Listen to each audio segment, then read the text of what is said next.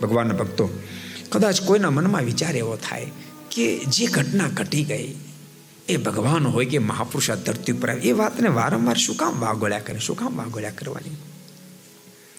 પણ યાદ રાખશો, તમે સારી વાતને વાગોળશો ને તો તમે સ્વયં સારા થઈ જશો, સ્વયં સારા થઈ જશો. તમે નબળી વાતને વાગોળ્યા રાખશો ને તો તમે ખુદ નબળા થઈ જશો. તમે ખુદ વિચાર કરશો. દોષયુક્ત વ્યક્તિને સતત તમે યાદ કરી કરો ને તો તમારું જીવન દોષયુક્ત થઈ જાય.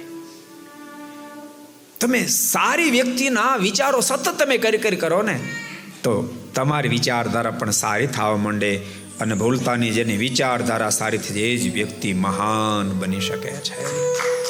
જેટલી વિચારધારા શ્રેષ્ઠ એટલો વ્યક્તિ શ્રેષ્ઠ, વિચારધારા જેટલી હલકટ એટલો વ્યક્તિ હલકટ બને છે. માણસ તો એનો જ છે.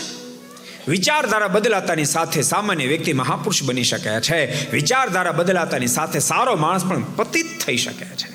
નબળો વિચાર થાય તો વ્યક્તિ પતિત થઈ શકે છે. સારો વિચાર વ્યક્તિને મહાન બનાવી શકે છે. વાલ્યો એક દાડો લૂંટારો હતો, લૂંટફાટ નો કરનારો હતો, ભક્તો ઇતિહાસ કહે છે. પણ નારદજી મળ્યા, નારદજી અને સારી વિચારધારા, હે વાલિયા તું શા માટે પાપાચાર કરે છે? આ ક્યાં ચિંતુ ભોગવીશ? અને નારદજીની વિચારધારાને ગમી, તારામાંથી બહાર નીકળવું હોય તો હું તને એક મંત્ર આપું, મંત્ર રટવા માંડ તો આમાંથી બહાર નીકળી જઈશ. અને એ વાલીઓ નારદજીનો આપેલો મંત્ર રામ રામ રામ રામ રટવા માંડ્યો. અને ભક્તો રટતા રટતા વાલીઓ મટી જાય, હો ગઈ વાલ્મીકી ઋષિરાજ. પોતે તો તેરા અનંતને તારનારો બની ગયો, અનેકને તારનારો બની. એટલે વાત બહુ સ્પષ્ટ છે કે તમારી પાસે વિચારધારા બદલાવી જોઈએ. અને વિચારધારા બદલાવવા માટે ભક્તો મહાપુરુષો અને પરમેશ્વરના ચરિત્રો એનું સતત મનોમંથન કરો.